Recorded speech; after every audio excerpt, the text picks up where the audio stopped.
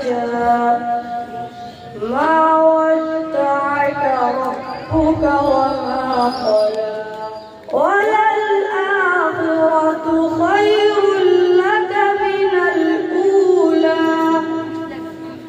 ولسوف يعطيك ربك فترضى ألم يجدك يتيما فآوى ووجدك ضالا فهدى ووجدك عائلا فأغنى فأما اليتيم فلا تقهر